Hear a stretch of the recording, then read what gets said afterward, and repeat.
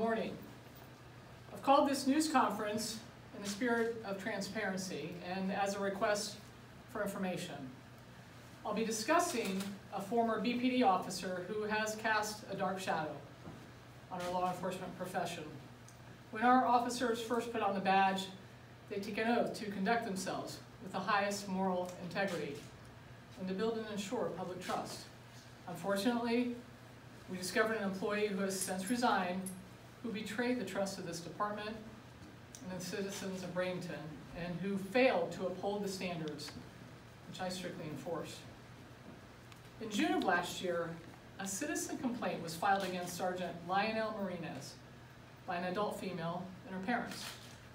They had concerns over the actions of Marinez after he had a chance brief encounter with her in the parking lot of a local establishment.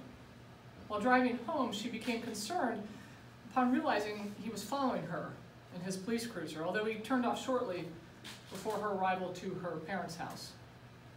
A short time later, Marinez showed up to this residence and told her parents who answered the door that he was there to speak with the woman who had arrived there shortly before regarding a domestic matter.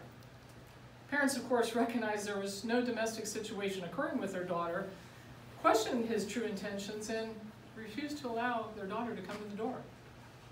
Marinez continued to persuade the parents to let him speak with their daughter. However, they refused and requested his name and supervisor information. Marinez left the residence without providing any of this.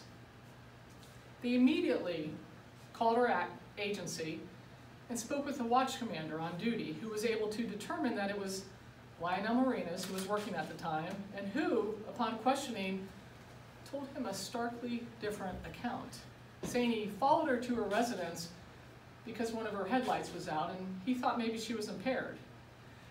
The two stories really didn't match up, and when it was brought to my attention, I ordered a further investigation into the incident, which ultimately led to an audit of Marinez's driver's license and vehicle registration records use, as well as his patrol activity.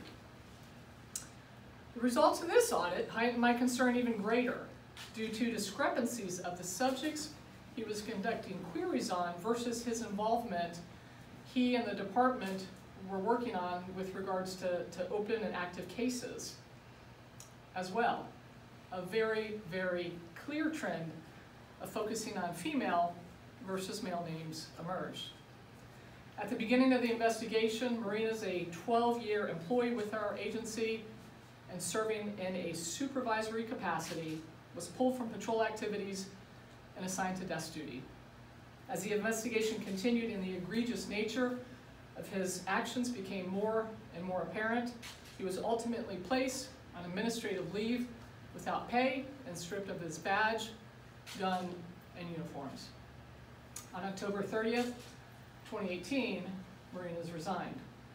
Our investigation, however, continued and revealed several hundred questionable database queries of women during a specific time frame that was chosen due to our ability to correlate this data through various internal systems.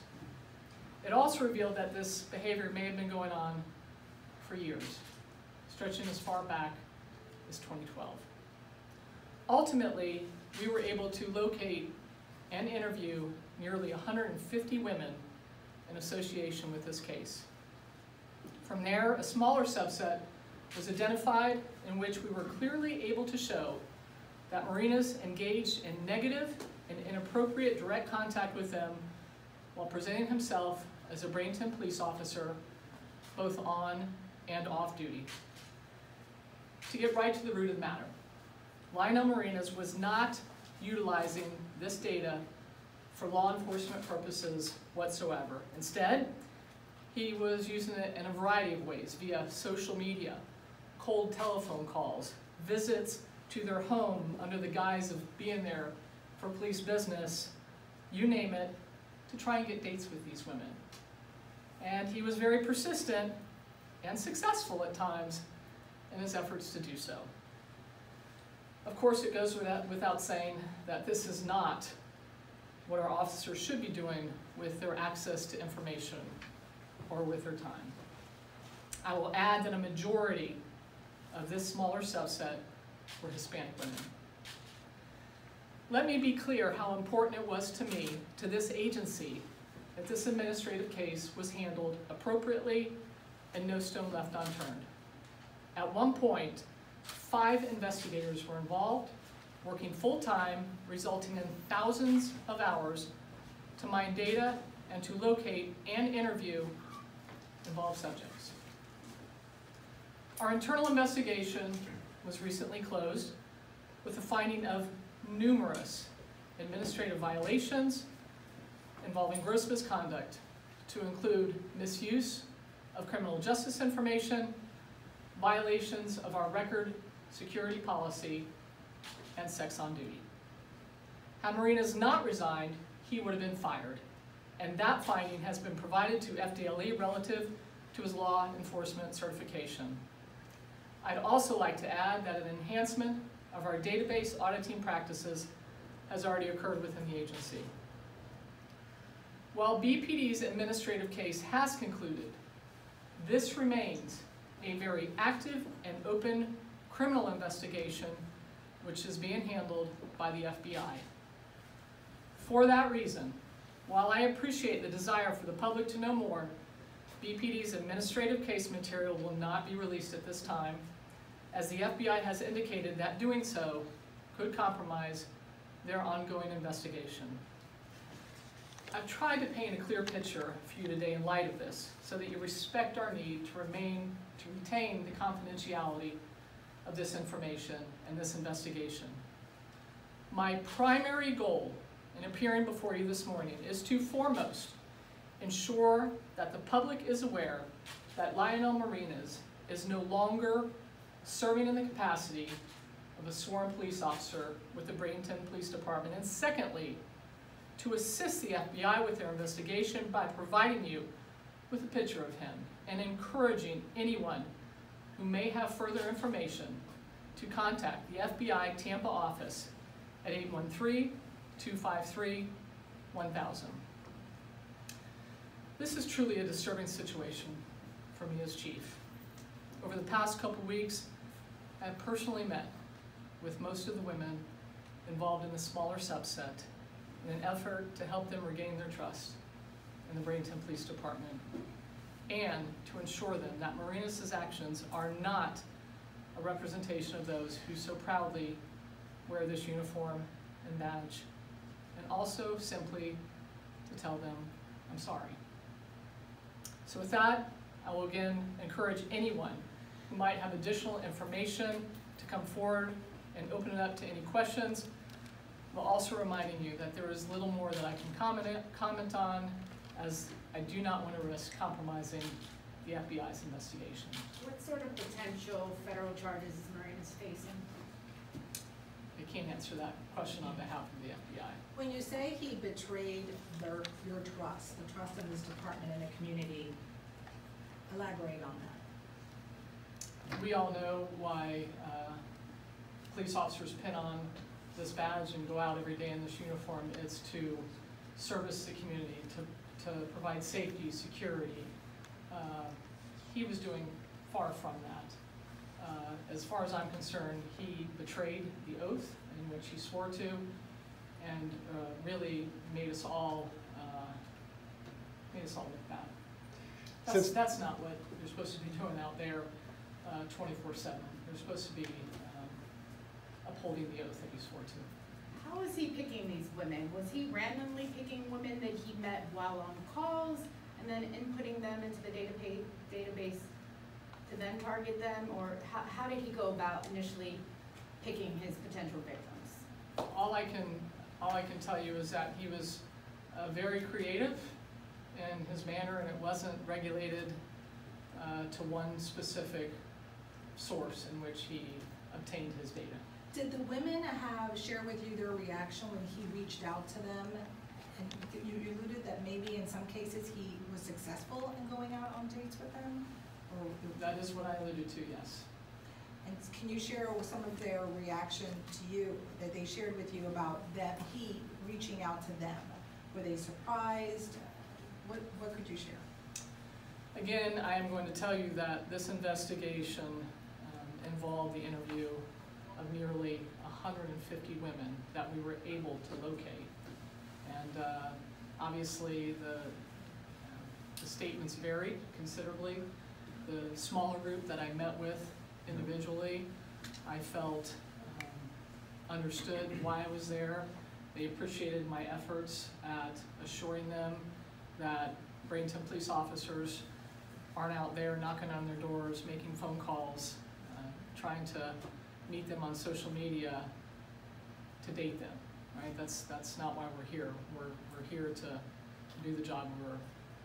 Now you say this appears to have been going on for years. Were there ever any other complaints that for some reason one and one weren't put together in the past, or?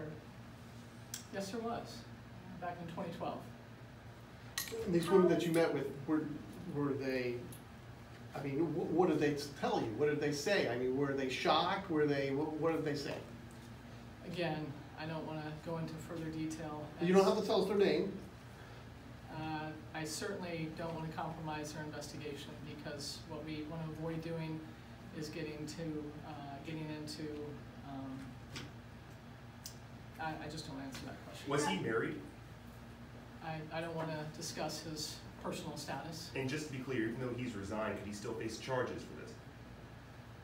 I don't know that the FBI has any concern over our administrative investigation insofar as whether he's fired or still employed here. They're independent with the criminal investigation.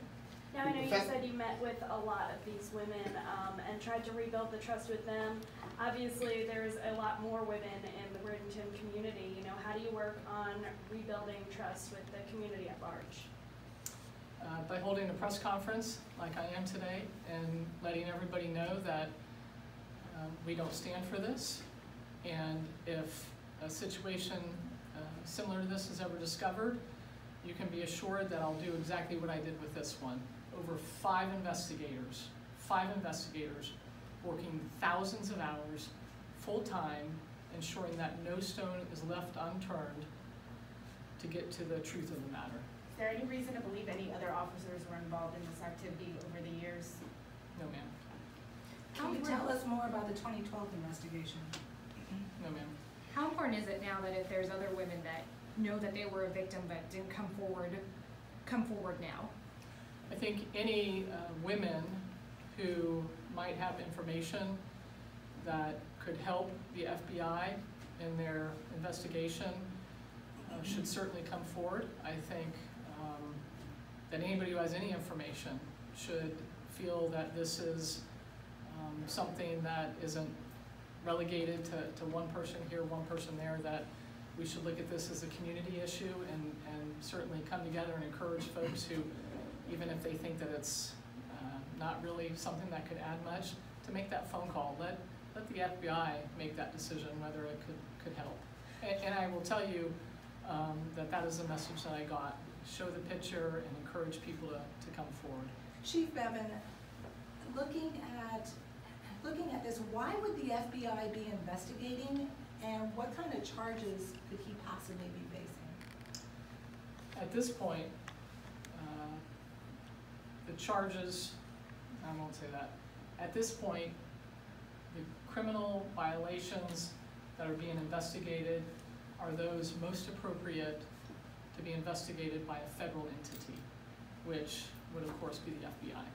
So did he go out of state by chance to track down some of these women? No. And the fact that he resigned means he can still be a cop. Today, he can go apply anywhere in the state. While his his FDLE certification is still active, we immediately sent the appropriate paperwork to alert them of the fact that Lionel Marinas resigned while under active investigation, and before any other agency would consider hiring him, they would reach out to this entity. They would immediately know what his status is, so no. Is the FBI considering that he could be a suspect in a crime, unsolved crime somewhere, locally or in the state? I can't comment on what they might. Were there ever cases where you tried to strike a deal with these women, like perform this act and I'll get you out of this ticket, that sort of thing? I I don't have any further information with regards to what their investigation is, other than to tell you that the criminal charges, the criminal portion of this seemed most appropriate for the FBI, as opposed to any state agency or even a local agency. As you know, we're able to investigate any criminal behavior on the part of our officers if it falls under the jurisdiction of Florida state statutes. Currently, as the case presented itself, or at least our administrative case, we didn't find that and felt it was best to remand it to the appropriate federal agency. You know, this is